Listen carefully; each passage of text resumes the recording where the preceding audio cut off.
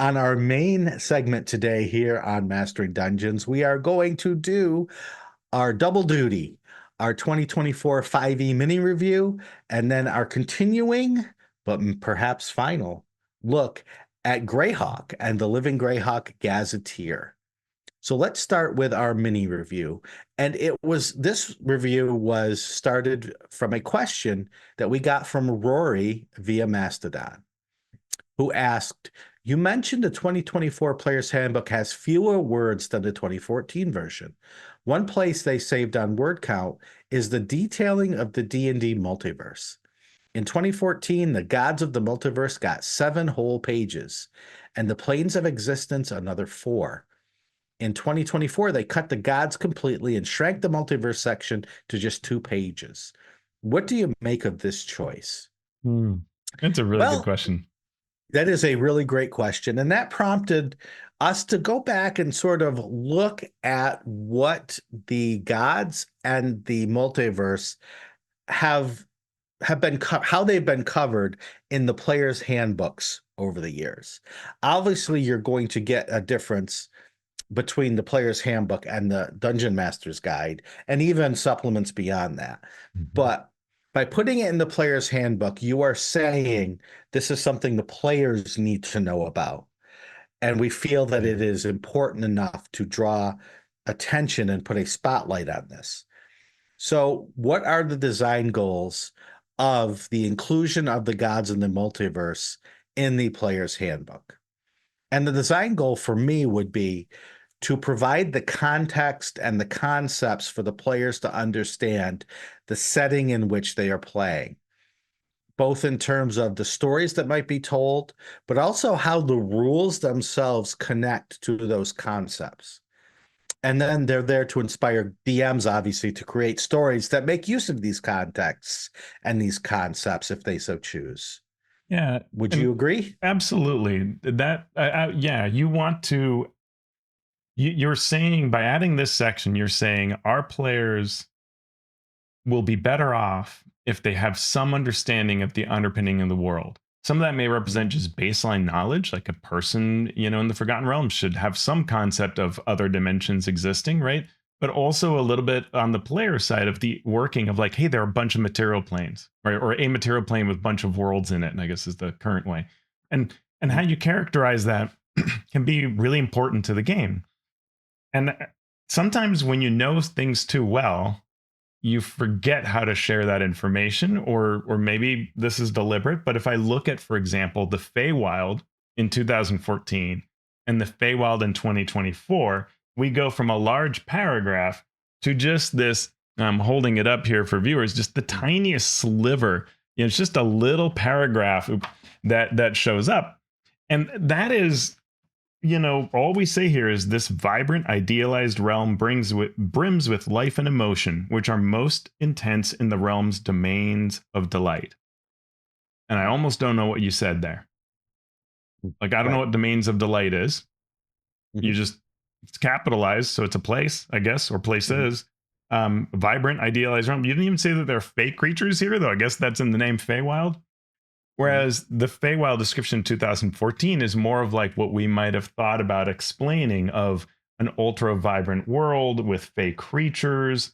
We get examples of the kinds of creatures, music and all these kinds of things.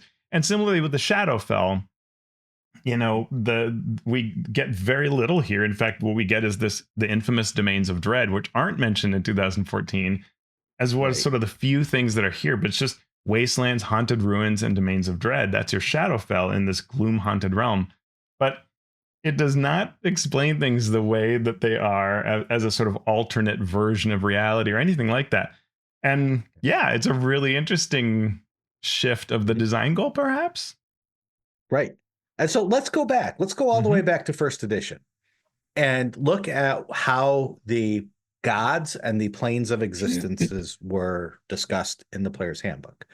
In first edition AD&D, Appendix 4 discusses the quote known planes of existence. And we are shown that there are 8 inner planes.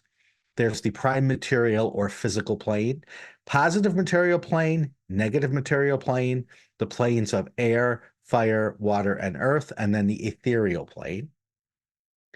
Then we get the 17 outer planes. The first is the astral plane, which links all of these planes together. And then we get one for each sort of alignment. Mm-hmm. So we get the seven heavens, the twin paradises, Elysium, Happy Hunting Grounds, Olympus, Gladsheim, Limbo, Pandemonium, the Abyss, Tartarus, Hades, Gehenna, Nine Hells, Archon, Nirvana, and Arcadia. So there they are. That's all spelled out Right. for players. And all that they really say is that these are tied to alignments. Mm-hmm. Does that match your memory, Teos? Yeah, and I think in the DMG is where you get more of the mapping to Right. gods and a little more about them and the physical image of what they look like and all of that. You know, there were a couple different art pieces, but you get this concept of layers and infinity for some things like that. Yeah. But really, and the player's handbook really doesn't go into gods specifically. Yeah, yeah. There is a later supplement called Deities and Demigods, very popular, very lots of great information and fun. And it's where I learned about mythology Yeah. as a kid, Yeah. was from that book. And second edition, Deities and Demigods takes it to a whole nother level with really interesting concepts Mhm. on what the priesthoods are like and adds a whole dimension. I know Alex Kammer's a big fan of that book, and rightfully so, because it adds just a dimension to it that is really, really fascinating of what the gods are like and these realms. And yeah, and I think that continues on into third edition design as well. Yeah. So in the 3.5 player's handbook, there is no list of the planes of Mm. existence. So all of that stuff that we got from first edition and second edition is not discussed in any formal way. But we do get a list of gods along with their domains and their Mhm. favored weapons. What gods? We get Bokob, Corellon, Alona, Erythnal, Farlangan, Garl Glittergold, Grumpsh, Hyronius, Hextor, Cord, Moradin, Nerul, Obadhai, Olidamara, Palor, St. Cuthbert, Vecna, Weejas, and Yandala. All from So Greyhawk. all from Greyhawk, and some of them very tied to a particular species. So Hmm. Yandala is as halflings, Hmm. Goblet Gold, gnomes, etc., etc. But definitely all Greyhawk deities. And that the main concept is important in the player's handbook because third edition takes that second edition idea of like priesthoods being different and says, okay, you will get domain powers, some Mhm. small bonus for the domains that are associated with your god, right? Yeah. So that's why it's important, as Teo says, to have them in the player's handbook, because it shows a rules aspect that the players will need to know. Mm-hmm. So what do we get then as we move to a very, very different rule set with fourth edition? Again, we get no explicit list of planes. That is cut out completely, but we do get gods. What gods? Avandra, Bahamut, Corellon, Arathis, Ione, Cord, Melora, Moradin, Palor, the Raven Queen, Sehanine, Asmodeus, Bane, Grumpsh, Louth, Tiamat, Torag, Vecna, and Zahir. The latter of those being evil deities. Yeah. But And that's again, interesting. yeah, go ahead. This is described as a best of gods pantheon, right? As a sort of Yes. more of an example. And I think fourth edition is trying to say there are so many worlds to D&D, and so here is kind of Nentir Vale is going to use this best of all the different worlds and pull them in together, and that's why all these are here, which is interesting. Yep. Yep. And then in 2014, as Rory said in their question, 5e returns to its depth of description that we saw in first edition for these planes of existence and for gods. In Mm-hmm. fact, Appendix B is not just about the gods, but it's got several different lists of gods from the different pantheons that you might want to play with, including some real world pantheons like the Egyptian gods and Greek gods and Norse Norse, gods, Celtic, etc. yeah. Yeah. And Appendix C in the book lists the different planes of existence and gives a little description of each and gives us a diagram of the planes that harkens back to that first edition player's handbook chart. What has changed? The positive material plane is now called the Feywild. The negative material plane is now called the Shadowfell. And some of the outer planes get a little bit of a rename, but for the most part, it is a very close representation of what that first edition chart visual was. Yeah, it's really interesting to look at from a number of perspectives. Like we could just do an entire show on this, but it feels like, and maybe I'm transposing what they've said in other cases, but the design team, you feel like this was approached from the idea of this may be the last version of D&D. We don't know if this is going to be successful or not. Let's kind of cover all the bases. So in the gods section, let's tell you the difference between Greyhawk and Eberron and Forgotten Realms and so on. And for the planes, let's try to show the kind of variety of what's out there, because this book may need to support all of it. Who knows what else we're going to get away with creating is sort of how it feels like to me. So maybe you'll be running an Egyptian themed campaign. Whereas I think the 2024 team can go like, yeah, we don't need to cover that. We will be telling you what you play in, and it's going to be successful enough. So we can just ditch all that stuff. Right. Yeah. And as Rory mentioned, there's just there's one page of text and then one page of that graphic. And what's interesting to me is not that they cut it down, but what they changed. What they changed was in the center of the outer planes, there is now something new. It's it's sigil. Mm-hmm. And the outlands have been added in the center of all of that to support the content that they've already put out in the Planescape. Planescape, yeah. They also added between the planes of fire, water, earth, and air, planes of ash, ice, ooze, and magma. Yeah. And I thought those places have been in the game before, right? But I don't remember them being like highlighted in anything. No, in fact, I think for fifth edition, fifth edition tries to sort of explain them away. Like there are regions that where they come together and delve into this. And in fact, the way that the DMG explains it, because we reviewed this in our DMG analysis, it's more like where these planes combine and with the material planes. That's where this stuff is sort of, you end up with like some oozy stuff or icy stuff or whatever. But it's not, they are not separate planes. Here we go back to that, which I've always liked those planes, so I think it's cool that they exist. But it's one of those, how do you explain what these planes are and what it means to go from one side of it to the other or deeper into it or however you want to look at it. And they definitely chose a different path here than they had earlier on. And you have to wonder why. Is there some adventure coming that's going to make use of this? Like, it was just someone decided. I mean, I sometimes think of 2024, you could call it a lot of things. And boy, people seem to not want to just use one term.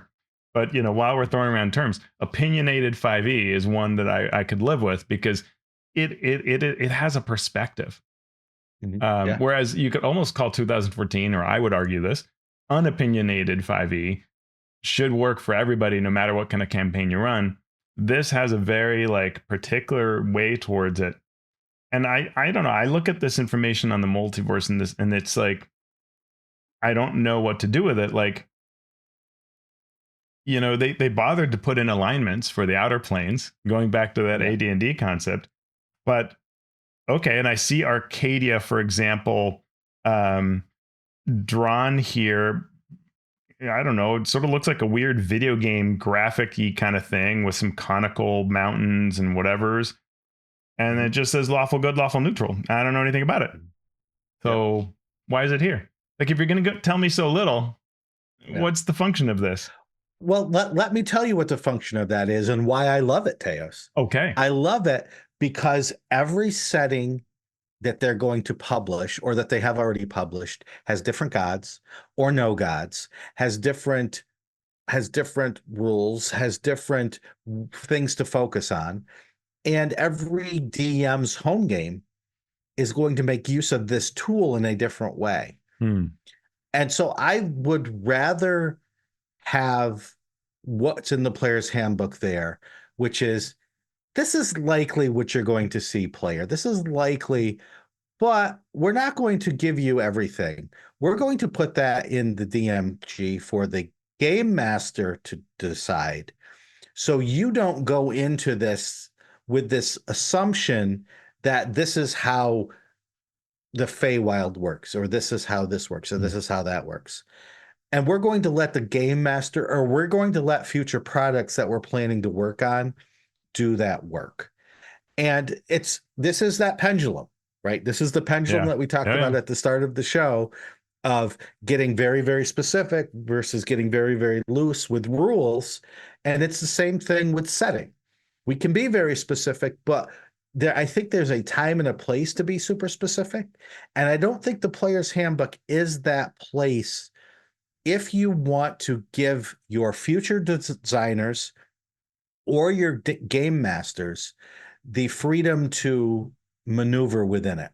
Well, that's fine. But then I would say take away this 2-page thing here that tells me actually very little Mhm. and replace that with something that's inspiring around the scope of adventures and how they can cross Mhm. the planes, and give me just some neat kernels of interest that will make me want to both play in those things and be Mhm. aware of the fact that this could happen as part of play, and maybe want to make me DM, right? And tell Mhm. those kinds of neat stories that go beyond your and yeah, maybe recast it as like the life of a hero can include not just, saving your town or whatever, but it can span the realms, and it can bring you to the home of your deity or the biggest villains, and just I don't know.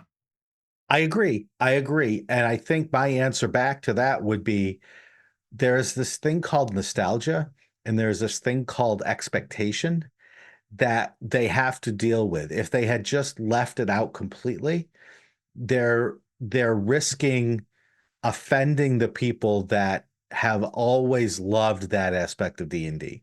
So you have to mention it, but you have to Yeah. mention it in a way that becomes not a weight. I just think this brevity has, like if I look at 2014, the table with the alignments, which you can Mhm. debate how useful that is or not. I know how you feel. Mhm. At least it tells me Arcadia, the peaceable kingdoms of, Mechanus, the Mhm. clockwork nirvana of, you know, Mhm. Akron, the infinite battlefield of. Something that tells me Yeah. why I'm even looking at this. Otherwise, I'm just Right. looking at stuff on a page that's meaningless Yeah. and non-inspiring. Except that on D&D Beyond right now you can go buy Planescape, the book, and see all and get the answer to all of that. Yeah, I could also And get yeah. confused by it, or I don't. Yeah, I Uh, I could also buy the 2014 book and it'll tell me more. I don't know. I just think that's that true. they've gone to brevity, right? With like the question Yeah. that prompted this of, what do we make of this being so drastically reduced? Well, I think a couple of things. One thing is you've removed the gods entirely, and in some ways that makes sense because you're not trying to limit the scope of things, but you've also made it so that deities are further disappearing from play in importance and in consideration. Mhm. And I don't know that that's fun. I would debate the fun of that, Mhm. and the service that it provides to the players, the benefit to the players to remove that. Similarly with the Mhm. planes of existence, I think that when you've distilled it down to this one page of text and an image, you've lost a lot of what made this interesting. Mhm. Yeah, it's, sure, it can be in the DMG and stuff, but that's the book that people keep on saying they've never read, right? and, Mhm. and then Yeah. even DMs. And Yeah. yes, there is a Planescape setting, but then you got to go buy that and read all those things. And how many people do that? We know the numbers are low on that. And so Yeah. this was your chance. This was your chance to inspire and inform. And I feel Mhm. like it's right. Yeah. I I agree with you if this was sixth edition. but I don't think this book came out in a vacuum. Uh, and yeah, Yeah, maybe that might be that's interesting. yeah. Yeah, I mean, and maybe that's it. Is that, fifth edition, 2014 being a new edition, it felt it had to declare what things were, right? Mhm. Like separate a bit from the Dawn War of fourth edition and things like that. And maybe 2024 thinks, I might even say tricks itself into thinking, well, I don't have to say that because there's all this other stuff. But I mean, this is your first book for a new player, and so I think it does. I think it should give me what I need to know. Otherwise, then remove the entire section, right? Yeah, What you've told me I here is love gods having don't this matter. discussion. I love having this discussion because, later tonight I'm going to talk to a college group about role-playing games and writing and creating. And it's all part of the same conversation of based on what the game needs, what the rules need to deliver, what the setting needs to deliver, and are those two separate things or are they the same thing? And if they are similar or if they are connected, how are they connected? Yeah. It is an interesting discussion. Yeah, I mean, and I think you and I we may sound further apart than we are. Like you made a comment in the show notes that I totally agree with, which is like, you know, tell me, what do gods and the multiverse mean to your setting, Mhm. right? So that you position then settings to tell you. I think that would be great, right? Like that would be really neat because I think Yeah. somehow what I see more and more at the table is only the cleric seems to care about their deity and actually very little. Like I'm seeing more and more of that. That's not always, but you just, we're further away. Whereas I feel like back older editions, players, and even through third edition, players would just everybody had a deity, everybody cared about it, right? Mhm. Mm. Yeah. Yeah. We could go on, but we also want to talk, even if briefly, about the rest of, I'm going to hold mine up to the Yeah. Living Greyhawk Gazetteer. Uh, we have been going through the regions, and as we finished, got toward the end of this list of regions, what I have decided is I don't want to read them anymore. Uh, Yeah. if only because they've stopped for me serving the purpose of what I want in a book. As I've said before, I think this is great if you are going to be creating a campaign within or among some of these regions. This has just a treasure trove of very specific information. For me as a game master, though, a lot of that information is not something I care about. Right. And as I was reading one after another to get into the show notes for today, my head was basically nodding because I just could not read another 3 pages of wall to wall text with no breaks, with no headings, with no anything. Art, again, black and white art, very evocative, wonderful, but just not for me. Yeah, for So, sure.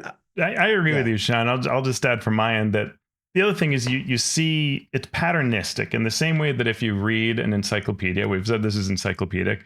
At some point you're like, I'm going to read everything in the encyclopedia. You may have done this if you're old, and you at some point went, yeah, maybe I'm done, or I'll skip this section.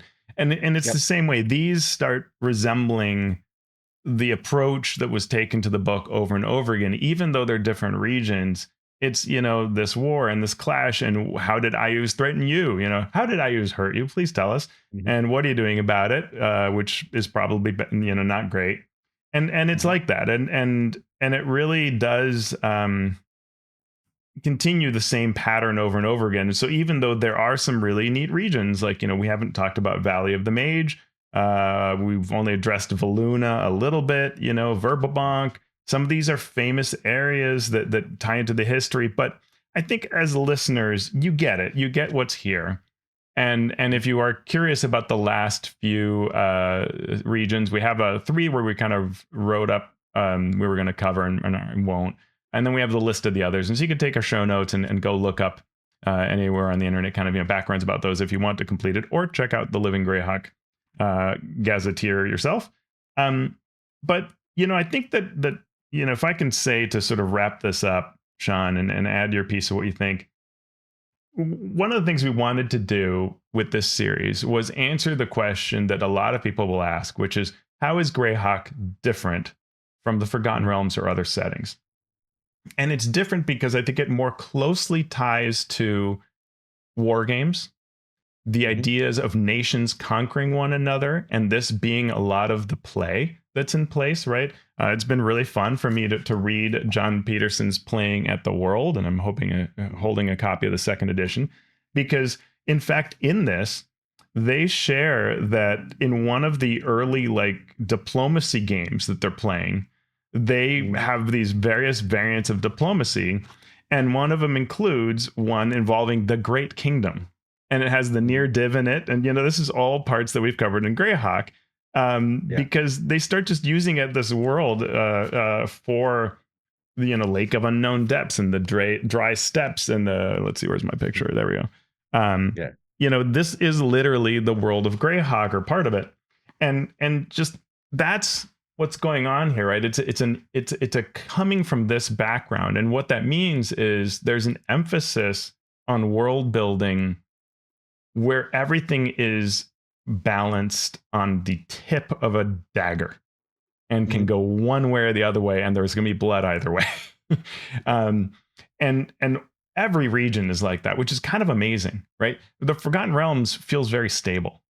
Even areas that are set up for change, or the Mhm. king passed away or whatever, it still feels like, and the next 20 years could be just like this entry. Every Greyhawk Mhm. region feels like next year is going to be totally different, Yeah. right?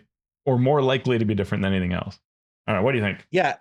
And one of the reasons why that's the case is not because of the content itself, although that's part of it.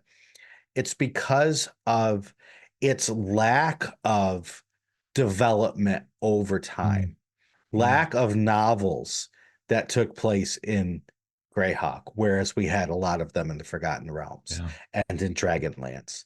And a lot, no video games that came out, right. or Yeah, very, very few video games that came out that moved the story forward and created powerful NPCs that were there dealing with the problems that the player characters should be dealing with. Um, yeah, that's a huge part of this feel of Greyhawk. yeah. Uh, a- yeah, Can I just add to that that the novels in Forgotten Realms are often like taking possibility and resolving it again, yes, and then leaving you back at that steady state. Adventures do this too, right? Tiamat shows up, and then yeah, everything's fine. yeah, That's what novels often do, to the point where the world then feels fleshed out and stable, right? Icewind Dale, all kinds of wild things happen in the novels of the Drizzt Do'Urden series, and then get resolved. So yeah. now we're back to this steady state, and the world feels very steady state. Versus Greyhawk, no, it's all right there, about to explode, about to go one way or the other, and it can be, what happens in one region, it's like dominoes for everything else, and Mhm. that's kind of neat. Um, it also means that you have a lot of different possible stories you can tell based on what Mhm. regions you choose and which aspects you lean into. Whereas the Mhm. Forgotten Realms, you certainly have like climactic differences, climate, architecture, or Yeah. whatever sort of cultural things. But it feels like which nation you choose doesn't like if you are in Baldur's Gate or Waterdeep, is it a huge difference? Mhm. And I would argue it's not as great a difference as where in Greyhawk you Yeah. Yeah, sit figure I it would could be. agree. So, in terms of a setting and in terms of why Wizards of the Coast decided to put Mm, Greyhawk in the Dungeon Master's Guide as an example, I think that's why. I think because it's less formed and more chaotic and more on that knife's edge, as you say. So it's much easier to take the cool things that we discussed that are in this book, eliminate 90% of the text that talks about, right, this general and these yeah. 12 duchies of this one nation, and just say, here's where you set this adventure and why, and Hmm. this is where you set this campaign and why. And it's something new and fresh that players who have come in with fifth edition, with fourth edition, or even late in third edition, maybe have not seen yet. Yeah. Yeah, and I think there's a real possibility for a future. I mean, I think the DMG for 2024 is likely to do very little, right? If Mhm. and I'm not saying it's bad. Like, you could easily talk me into, in a designer boardroom meeting kind of thing. We're all in the room. What do we do? To say, hey, let's just take a couple of areas in Greyhawk, paint a broad brushstroke of what the world is, choose a couple of regions, and explain to DMs how you can use that to create a cool campaign. Mhm. Done. Yeah. Let's use 8 pages, right? 10 Mhm. pages, 12. I don't know. Are they going to cover all this stuff? No, not at all. Yeah. But you can use that as the springboard for either DMs doing this work or a future product where you could take this that we find in the Gazetteer and modernize it to have all of that potential we talked about, right? And to Mhm. have really neat opportunities for the kinds of campaigns and stories you can tell. Um, because it's a world uniquely suited to that compared to the other settings. Yeah. We Yeah. didn't cover also here, Sean, just to make Yeah. sure folks know that after this section of the glossography, or the glossography, I think it's called.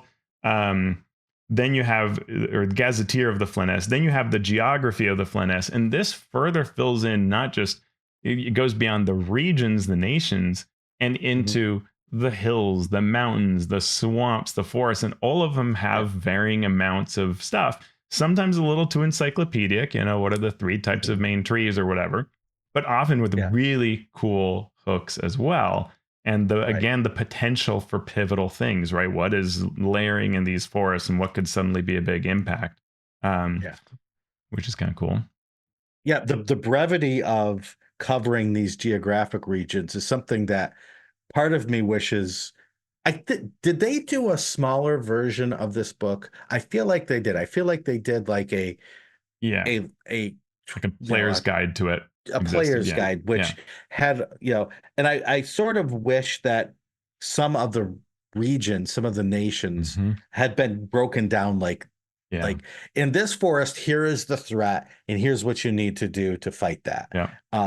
yeah, The hills and the mountains and the forests and the swamps that had that cool thing did that very well. yeah, yeah. And The then, next chapter is the power groups, hmm, which shows both a good a good way to create these power groups and how they function in the world, and what sorts of adventures that you can create when you're dealing with them, either as allies or as enemies or as this nebulous background that you're still trying to suss out and figure out how they are affecting the plots that are taking place in your campaign.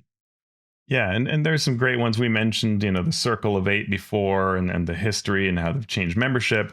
The Silent Ones of Keeland you had mentioned, and one that I love near and dear to my heart is the Old Faith, and it's a great Mhm. example of how you can have this intersection of the information that's in this book with the reality of play, right? So in my region, in the Living Greyhawk campaign that we've talked about of Jeff, this idea of the old faith that serves the Oerth Mother Beori, who's maybe the planet herself as a goddess, was taken, and the idea of the Flan people who worship the old faith was taken with the region of Jeff being conquered by giants, right? If you think of the Against the Giants series and all of that, and created a really neat concept. And Eric Mengi was one of the architects of this, who's a Patreon backer. Thank you, Eric.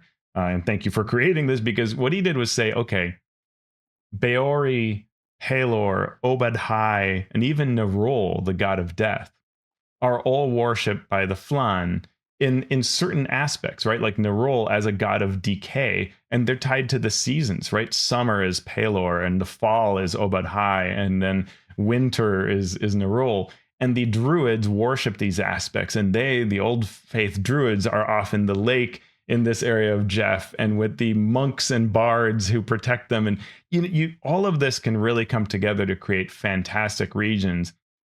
That's the kind of thing that I would love to see in the DMG. That kind of instruction of how does one create a setting that is really cool for your players to explore and get to know, right? Yeah. That's so much more important than a glossography or, you know, what these hills are or what this nation is how what do I do with what you gave me, and how do I create my own version of that, right? And for me, the last group here, the Silent Ones of Keoland, was one of those groups that was mysterious and could be used in many different ways by a game master. In this case, the Silent Ones are a secret organization that claim to be protecting Soul magic, but Mm. you're not quite sure what that means. Does that mean they are protecting people from this ancient magic? Uh, does it mean that they are using that ancient magic to control people, Hmm. including the rulers of the Keoland and the vassal states around it? Uh, and so you can move that group in different directions to make them an ally in some circumstances, an enemy in others, and even have a rift within the organization itself. Uh, as long as you don't make it too arcane, and I don't mean that in the sense of magic, in the sense of being so secret and so inscrutable that it really doesn't matter what they are because the players will never be able to truly understand it. You need to give some sort of an in for the Hmm. players to at least begin to understand what's behind the group and what its aims are, or at least what factions of its aims are. Hmm. Yeah. Yeah, and then the chapter 7 goes into deities, and it's, you know, encyclopedic, though it has some nice aspects to it. And one of the things that I really love is the art. They don't do this for every god, but for a lot of the gods, they show off what different priests look like. Let me see if I can get a, Yeah. for those viewing the video. Uh, there we go. Mhm. Yeah. And it shows how much their dress varies, but through the art is trying to also show their mannerisms and beliefs. And it goes to that question at the beginning of the book, you know, like, how is it important to explain, you know, religion in some way? Well, this is one of the ways you do that, by showing just how different you can be depending on who you worship, right? And how important this is to the setting to have Mhm. these different beliefs and followers and so on. Yep. And remember, as we mentioned earlier in this segment, in third edition, gods were important because that's how you got your domains. Yeah. So it was a rules uh, augment as well as a setting augment to give that information. And you know what was cool to me is the appendix was all about the Living Greyhawk campaign and how this was promoted in an actual book, Right. not just by mentioning it, not by just putting up an ad, but by saying, this is what the campaign is. Here is how you create a character in this campaign. And these are the ways you can get involved, including giving the regional tie ins. So Alyssa was Sweden, and uh, Ulick, the Duchy of Ulick was California, et cetera, et cetera. Uh, and actually telling people, here is something that we're doing worldwide, and here's how you get involved. Well Uh, played. and it showed one of the very strengths, marketing wise, but also customer support wise, of having this organized play campaign that was well supported. Absolutely. Yeah. Yeah. It was really, and it was one of the better ones because of that. One of the campaigns that, for all of its ups and downs, really got a reaction out of players and tons of people who were very devoted to it. Mhm. And I'm starting to lose my voice, Teos, so I'm Yeah. going to ask you to close up shop for us here. Absolutely. Well, I want to thank everybody who's provided feedback on this series. Now comes the time when you can tell us what you want to see us cover next. A lot of you folks have enjoyed our 2014 to 2024 comparisons, so we'll focus on that for now. But let us know what else you'd like to see. Maybe things that tie into future releases. Let us know. And thank you all. Thank you to the Master of Dungeons supporters, Master of Realms. We give you a shout out in our show notes. All of you are vital to our making the show, and the Masters of the Multiverse who get this special shout out now. Keith Aman of Monsters Know What They're Doing, Lou Anders from Lazy Wolf Studios, Craig Bailey, David Bastianson, Steve Bissonette, Merrick Blackman, Calvin Bridges Avalos, Evil John, Will Doyle, Andy Edmonds at nerdonomicon.com, James Fisher, Scott Fitzgerald Gray at Insane Angel Studios, Ben Heisler and Paige Laitman, Sean Hurst, The Mighty Jerd, Brian King, Jim Klingler, aka DM Prime Mover, Chad Lynch, Paul Matta, The Mathemagician, Eric Mengi, Anna B. Meyer, Fantasy Cartography, and thank you for all that Greyhawk inspiration, Trey McLemore, John Mickey, Sean Molly, Falcon Neal, Tom Nelson of the Deck of Player Safety, Mighty Zeus, Phil Wirt from the Philadelphia Area Gaming Expo, Post Fiction RPG Audio, Robert Pazley, Vladimir Prenner from Croatia, Pugnus, Ozymandias Rex, Runner Rick, Chance Russo at Drago Russo, Andy Shockney, Krishna Simonse, Josh and Lewanica of the Tabletop Journeys podcast, Talus the Stormlord, Jerry Taloman from the D&D and TV podcast, Tres, Joe Tyler, Marcelo de Velasquez, the Valiant DM, James Walton, Graham Ward, Jason Ward from Accidental Cyclops Games, Javier Waziak, Chris Webster, and Walt Winfrey. Thank you all so much. You can find us at patreon.com/masteringdnd and support us there.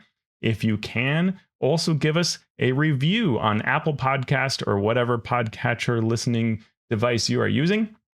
And you can subscribe to YouTube to see our fantastic faces. Sean, where do we find you? At Sean Merwin, wherever you get your socials on. Fantastic. Yes, and you can find the show at Mastering D&D. You can find me at alphastream.org. And Sean, what are we going to do now? We're going to save our voice so we can speak later. Ooh, fantastic. Us. Quiet.